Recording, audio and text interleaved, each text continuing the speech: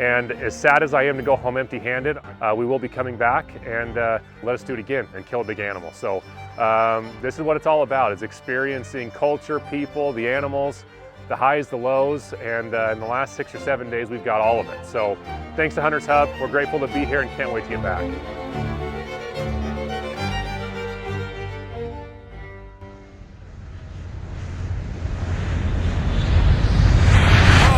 Over everything, it's that comeback.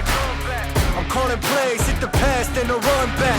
Yeah, I'm far ahead and gotta run last, but we ain't letting up, we never done that. Ain't nowhere to hide, you ain't gotta see me come and keep me on your mind. Yeah, you know I be on the way. Man on a mission, I'ma get it, you know I be on the way.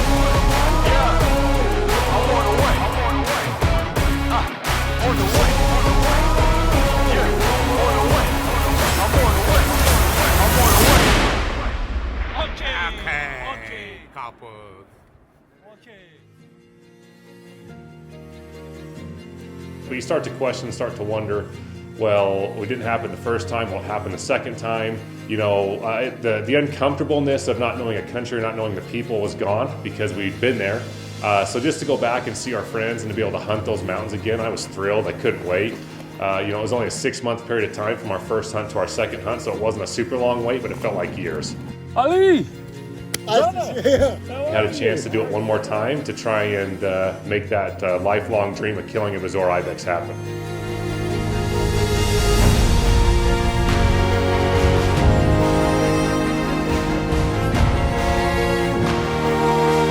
Big Ibex. We only need big Ibex, right? Big Ibex, so.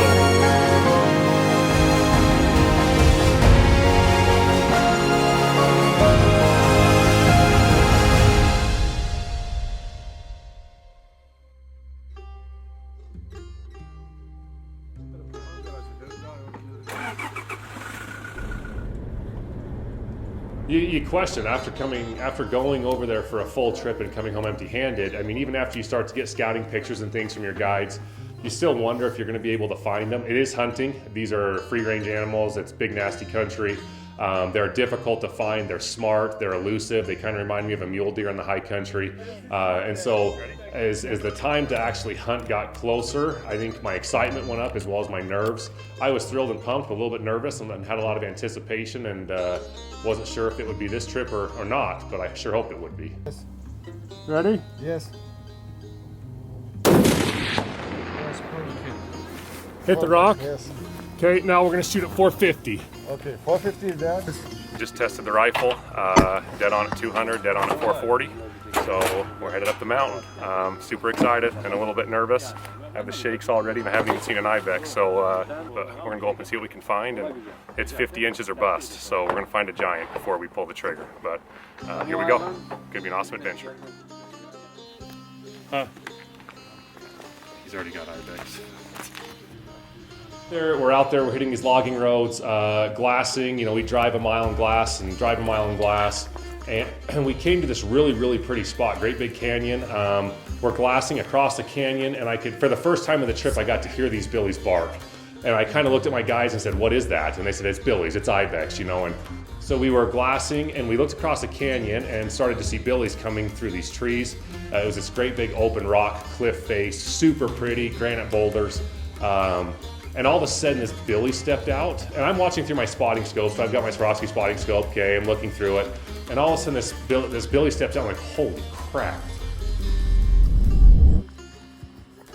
And so I went and got Ali and Murat and said, come look at this billy. And they looked and like, oh yeah, big billy. But they just didn't seem to get that excited. And I'm like, what are you guys doing? Like that's a big billy.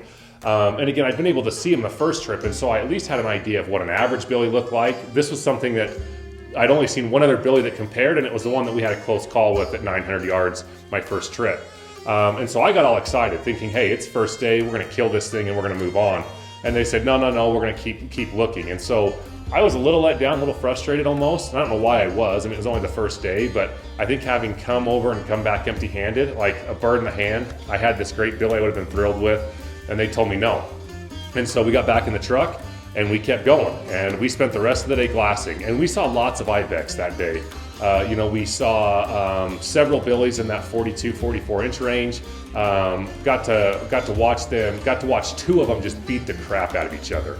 I'll never forget it. Sitting along this road, looking up these cliffs, these two billies came out to the edge, and you could tell that they were kind of strutting and showing who was tougher. And all of a sudden, they backed up and went full speed and hit heads, and then rolled off the mountain. And it was one of the coolest things I've ever seen. But the whole time I was still thinking like, okay, there's lots of good ibex, but that billy we saw is a stud billy. But they wanted to keep looking, so that's what we did. We kept looking and tried to find a giant.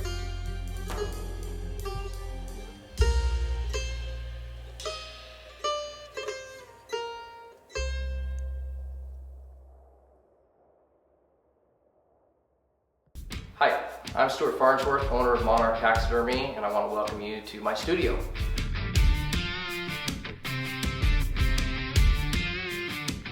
I've spent the last 15 years building Monarch Taxidermy to what it is, and with a specialty of catering to the international hunter. If your hunting takes you to the game-rich locales of Africa, or hunting the deer, elk, and antelope of the American West, maybe chasing red stags in New Zealand or Argentina, or are you interested in hunting the bears, goats, and moose of Alaska? Do you like to hunt exotics in Texas? Or maybe you're interested in chasing the world's over 80 subspecies of sheep and goats. Monarch has the experience to handle your project.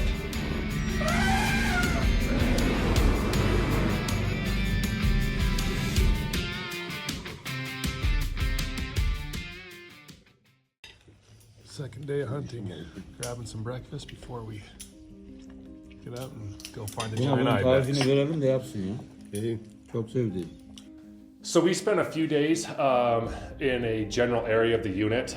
We actually spent like 2 full days sitting alongside a road, and it felt really silly to me. Like we were sitting along almost a highway feeling road, glassing on a couple of faces, and I guess they were faces that during the rut the big billies will actually come out on. They'll come out of the thick forest to these open faces. So we spent several days glassing, but we'd heard rumors or had thought that one of these big billies might be way up top. We're sitting along this same road that we've been glassing for days. We've been here for 2 days now. It's our 3rd day, and I'm glassing with my spotting scope clear down the mountain range. And I saw Nanny jump up on a rock. It was just a fortunate glass. It was just lucky. Saw her jump up on a rock, and following her, I see a great big billy jump up on a rock. And it's probably 1.5 miles or 2 miles away would be my guess. It's a long ways. But I'm watching through my BTX spotting scope, and I can tell he's substantially bigger than anything we've seen the last few days. And as I look at him, I realize that he's the billy that my guide, Ali, actually sent me a picture of when I was sitting in the Istanbul airport, one that they'd glassed up. And he was high 40s, that is where I guessed him. It was really fun. I got to watch him chase this Nanny up and down the rocks. So I'm trying to get my guides, I'm trying to get them, they come look at my spotting scope. I'm like, let's go. You know, we've hunted for a few days. I didn't want to eat my tag again. I said, let's go kill that billy. And so we're sitting there, and I was a little pissed, quite frankly, at this point, because it's like, let's go. What are we waiting for? We see where the billy is. They're moving a lot this time of year, jumping all over the place. I said, let's go kill him. So they're talking in their group, speaking in Turkish. I have no idea what the crap they're talking about. And as I'm watching through my spotting scope and filming with my phone scope, watching this billy, all of a sudden I see a bullet fly through the air, hit the ibex, and this tough pair disappear out of it. No shot. Someone just shot the ibex. Oh my gosh. What? And like, I can't wrap my head around what I'm watching. Like, I'm sitting there watching this billy that I'm so excited to hunt, and he gets shot as I'm watching this from like 1.5 miles away. And I'm like blown away. I'm quite frankly ticked. I can't believe what I'm seeing. The ibex goes clear up the hill, and I turn to my guides and I'm like, did you guys see that? Someone just shot him. And they're like, oh yes, someone shot him. And it was just a weird deal. Like, they didn't seem surprised. They didn't know what to say. They could tell I was really frustrated. And I was completely devastated. Trying to pull the knife out of my heart from watching a great big ibex get shot literally in my spotting scope. But we've got guys in several places looking. Ali just found what looks like to be a really nice billy, so we're waiting for some of the other guys who can really judge them, kind of the master guides, and then we're going to head over and look at it. And 130 centimeters has got to be what we hear. That's 51 inches. We want something over 50 inches, so here we go.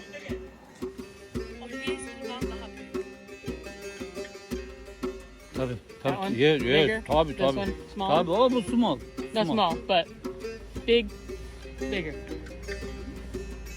Yes, yes. Bizim için This is how we live in bizim için Turkey. small. Yeah, real letdown, starting to wonder again, is this going to happen? Is it not going to happen? What the heck's going on? We got to find a good billy. The one we found is now dead. And so we spent 3 days in that area. That was kind of the straw that broke the camel's back for me. I said, we got to do something different. So we'd heard about an ibex up high. So the next day we decided to go high, and we went up way high and spent a couple days up there. Snow, big rocks, more open area, huge canyons, and we saw some really good billies, but not what we were looking for. Trying to pull a rabbit out of her hat and find something big. I've seen a lot of ibex that size.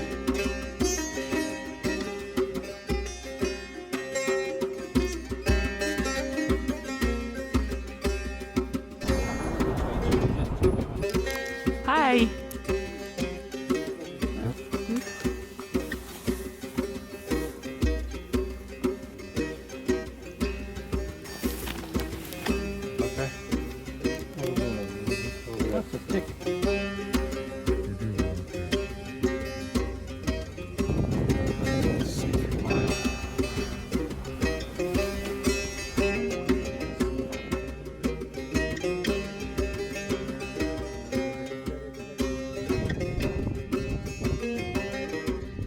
So 6th day, it's our last full day of hunting.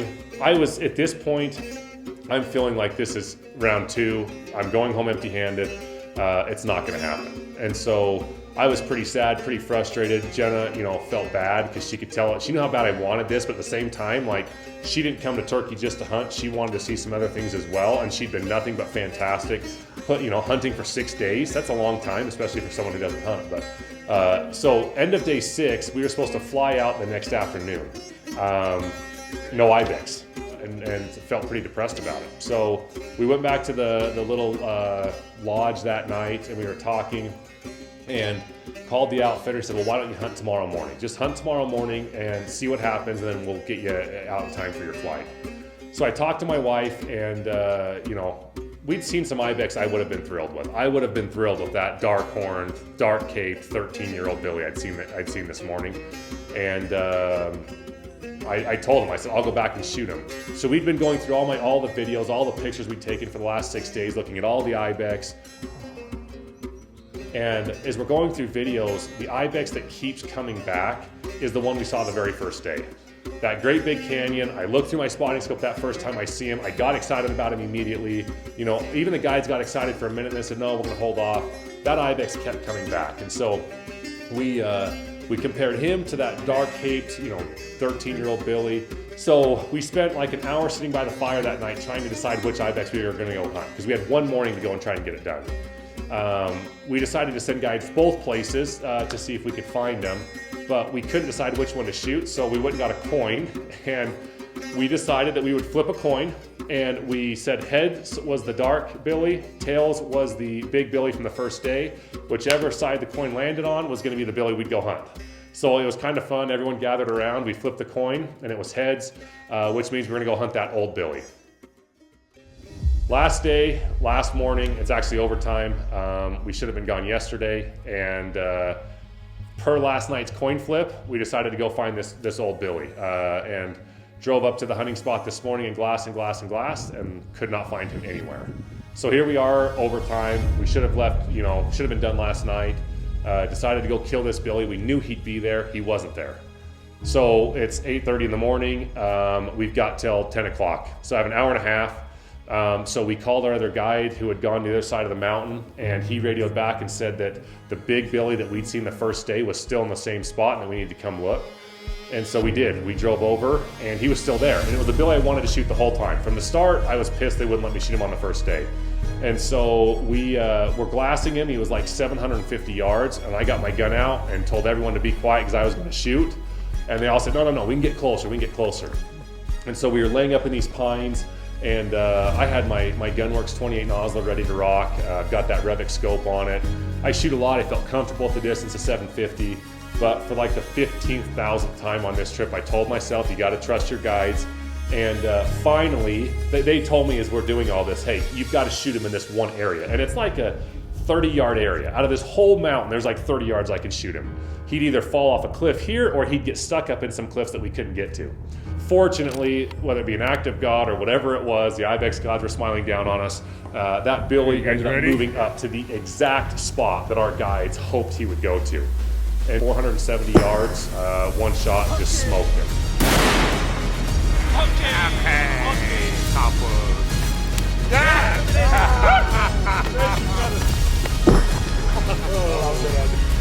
I don't miss. I don't miss.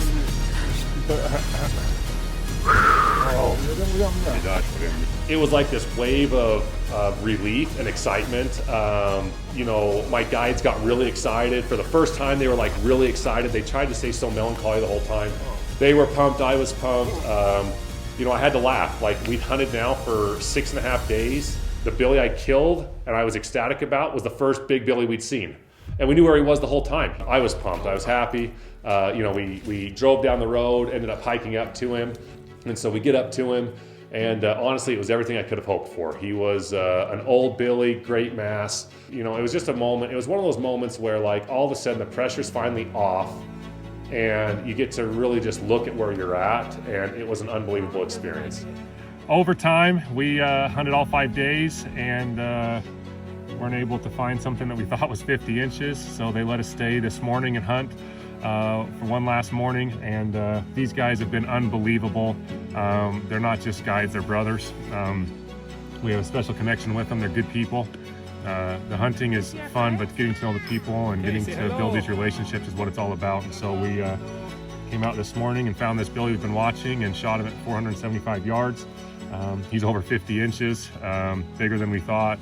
Even broke, you know, unbroke, he's probably 52, 53. So the dream Ibex, but more importantly, you know, we're grateful just for the chance to come to Turkey, to get to know these guys.